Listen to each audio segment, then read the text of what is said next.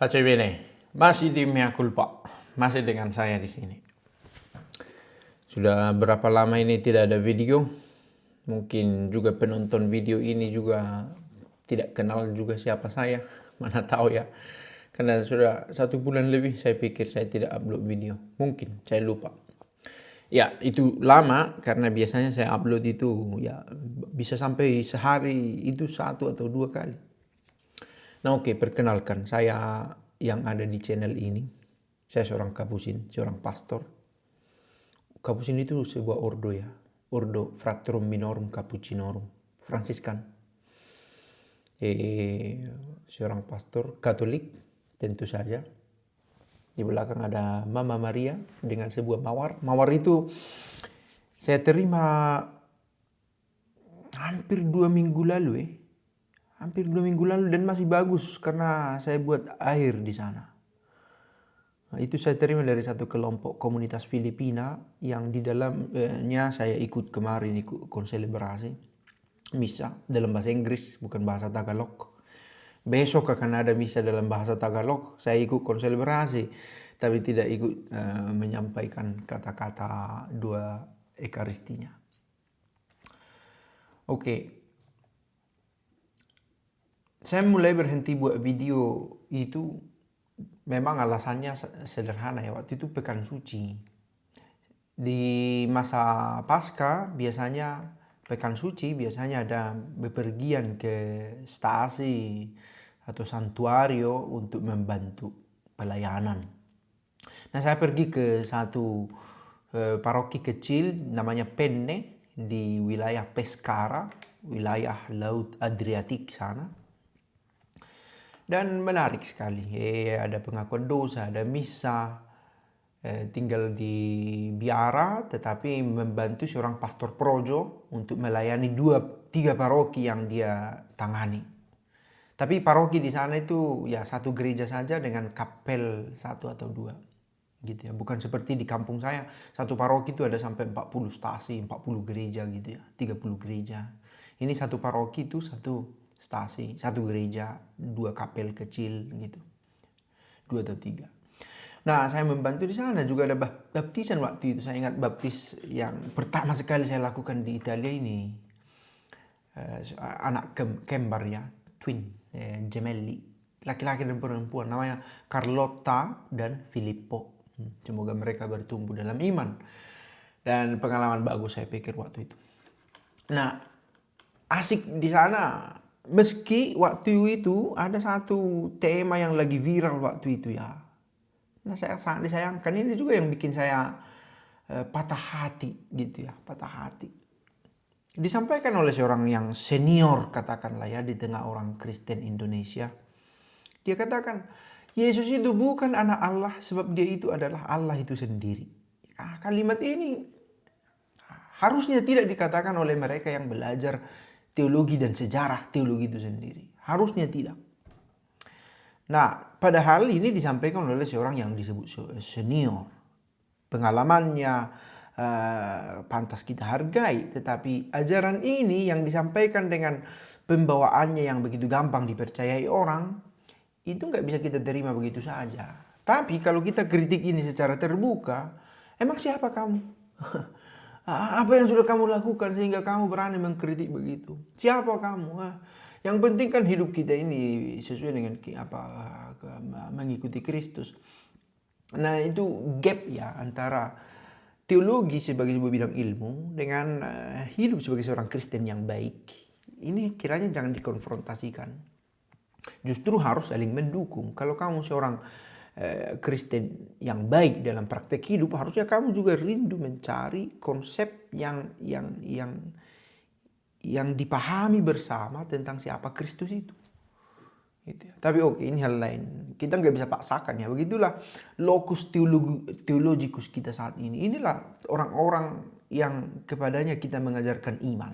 Nah, jadi kalau kita paksakan nanti malah resisten. Nah, memang agama Katolik ini, Kristen ini aneh-aneh katanya lagi nanti.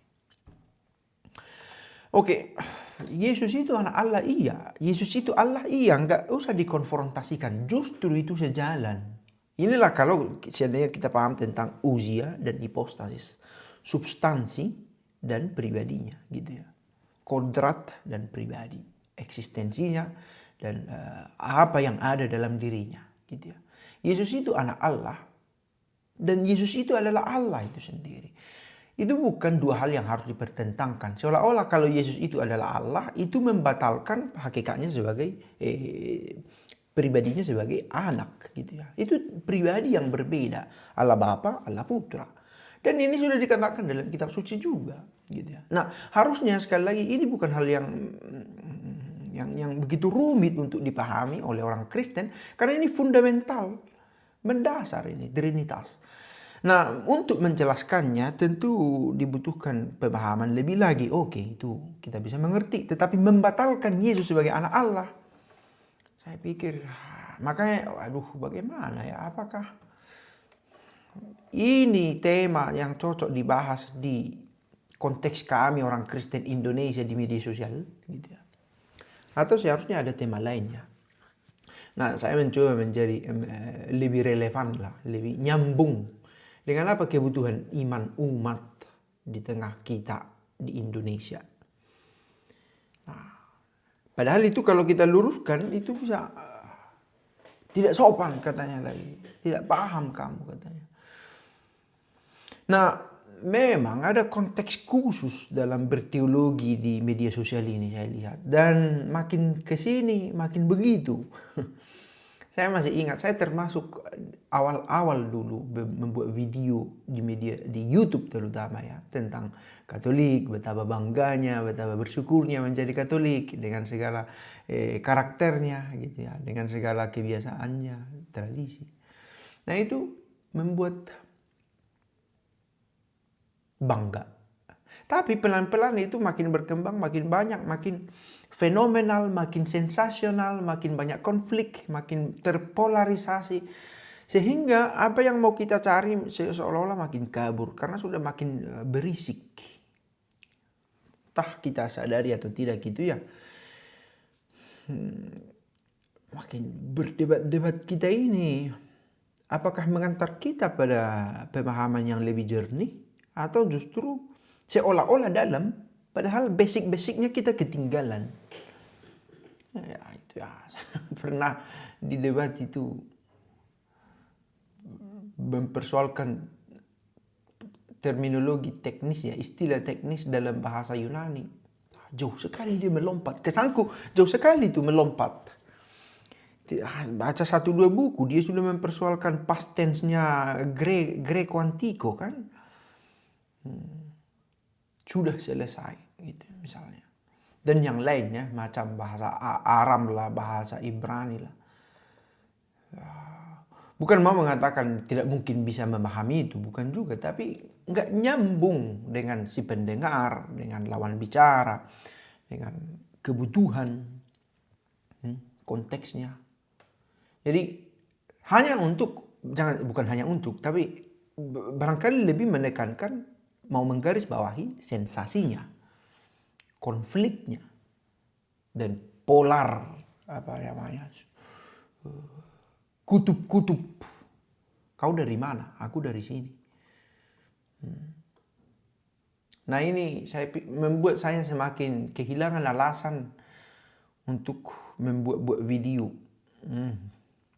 Apalagi tema yang bisa saya buat? Yang tinggi-tinggi sudah dibuat orang, yang sederhana-sederhana juga sudah. Ya memang harus saya akui pelan-pelan menjadi kehilangan semangat bikin video. Tapi oke, saya yakinnya dengan sebuah konsep itu, teologi, the theology of presence. Arti dari sebuah kehadiran itu juga sebenarnya karya dari Yesus sendiri ya. Tidak ada Allah yang benar-benar hadir selain Allah orang Kristen. Tidak ada. Dan hadir demikian dekat sampai gampang untuk dihina, diejek. Itu menjadi manusia dan tinggal di antara kita. Inkarnasi itu adalah teologi kehadiran itu. Nah, saya pun pakai juga di sini hadir sebagai seorang pastor gitulah. memberi panorama, apa namanya, ya meramaikan apa yang sudah orang buat. Saya pikir itu juga menambah sukacita kita sebagai seorang Kristen, sebagai seorang Katolik. Ya, saya harus garis bawahi bagian ini ya. Karena saya pikir identitas itu adalah kekayaan itu sendiri gitu ya. Bukan harus kamu paham tentang liturgi ini itu, bahwa itu perlu iya. Tapi saya pikir bukan sebuah keharusan yang mutlak ya, yang absolut. Supaya kamu disebut layak sebagai Katolik yang baik, kamu harus paham detil-detil dari teologi itu, enggak. Saya pikir enggak di sana. Tapi kebanggaan kekatolikan itu kita pelihara, kita rawat sebagai bagian dari identitas yang membuat kita semakin semangat menjadi Kristen. Dan ini tidak kontradiktif dengan menjadi pengikut Kristus. Anda berkata ya, mana lebih penting? Membanggakan gereja Katolikmu atau mengikuti Kristus? Dua-duanya. Jangan mengkonfrontasikan dua hal yang tak perlu ditabrak-tabrakkan seolah itu bertentangan. Bahkan kamu bisa serentak menjadi pengikut Kristus dan menyukai Lionel Messi. Bisa. Bayangkan, Lionel Messi has nothing to do dengan iman kekatolikan. Ya, bahwa dia membuat tanda salib, kita senang. Tidak ada sumbangan seriusnya tentang mengikuti Kristus secara nyata dengan membanggakan Messi. Tapi itu tidak kontradiktif. Apalagi kalau saya mengikuti Kristus dan di waktu yang sama saya bangga menjadi Katolik, justru lebih mendukung. Jadi malah tahu ada yang berkecil hati Katolik ya. Ketika ada orang berkata, oh kamu bangga dengan Katolik, bukan itu yang terutama. Yang terutama adalah mengikuti Kristus. Benar. Tapi itu tidak mengurangi bangga menjadi pengikut Kristus atau bangga menjadi Katolik, itu tidak mengurangi kebanggaanmu menjadi pengikut Kristus. Gak usah ditabrak-tabrakan yang gak perlu. Banyak teologi konsep-konsep yang dibangun seolah-olah benar, kedengaran baik. Enggak. Gitu ya. Yang terlalu rapuh dengan cara orang membuat teori-teori yang sebenarnya justru membuatmu ingin mengaburkan semangatmu. Itu dia. Jadi ya bangga menjadi pengikut Kristus, bangga menjadi Katolik. Tapi, nah ini satu aspek belakangan ini juga sering dibahas ya. Kebanggaan macam apa dengan kekatolikan ini? Kebanggaan yang membuatmu lebih dekat pada Kristus, itu yang terutama. Kebanggaan semu apakah ada? Yang seolah-olah membuat gereja Katolik itu nggak bisa dikritik, nggak mungkin dalam prakteknya untuk hal-hal yang teknis gitu ya, seolah-olah pasti benar, karena dijalankan oleh manusia yang rapuh, yang pekkabel juga, pekkabile, dapat berdosa ya. Jadi bisa saja salah, oknum itu istilah yang biasa kita pakai ya, soal korupsi, soal abuse of power, macam-macam praktek yang tidak relevan ya. Bisa saja, dan itu bisa dikritik. Nah, jangan menjadi defensif ya, selalu membela diri seolah-olah semua pastor itu baik, seolah-olah semua uskup itu sudah pada track yang benar. Perlu diprotes, dikritik gitulah. Tapi kita tahu kok kritik mereka yang mau membangun, konstruktif, dan kritik mereka yang menunggu-nunggu kapan jatuhnya ini dan ingin memakai kalimat-kalimat yang membunuh karakter. Jadi terima kasih kepada orang-orang yang benar-benar mencintai gereja dan di waktu yang sama melihat ada yang kurang nih gitu dalam gereja Katolik tentang perilaku para imam atau uskup atau apa. Tapi itu tadi ya, sayangnya banyak Katolik yang atas nama keterbukaan katanya lalu membongkar-bongkar bahkan yang nggak perlu dibongkar gitu ya. Misalnya mobil kan, yang rusak itu listriknya, kabelnya. Lalu mulai bongkar yang lain-lain, maka rusak mobilnya jadinya. Nah, dan terbuka bukan berarti membawa semua ke atas meja ya. Kalma, tenang, bukan begitu. Sama. Misalnya dalam keluarga ya, suami istri berantem. Tidak semua perberantaman ini harus kamu beritahu kepada anakmu.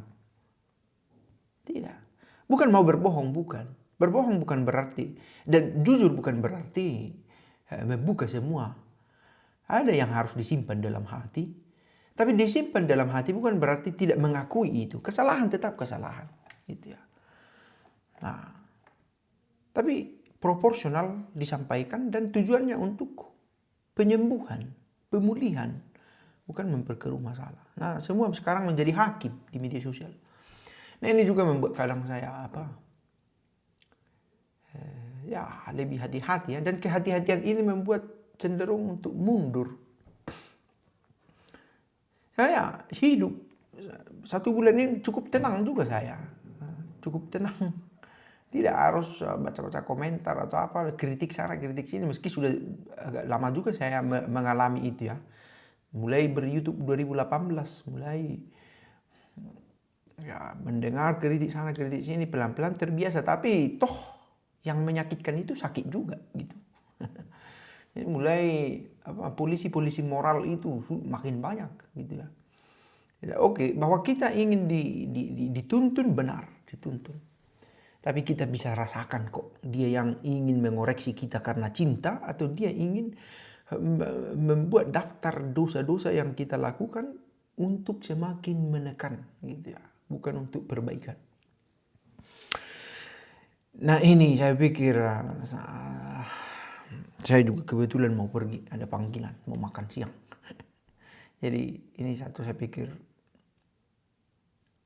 pengalaman lah, panorama situasi aktual di media sosial.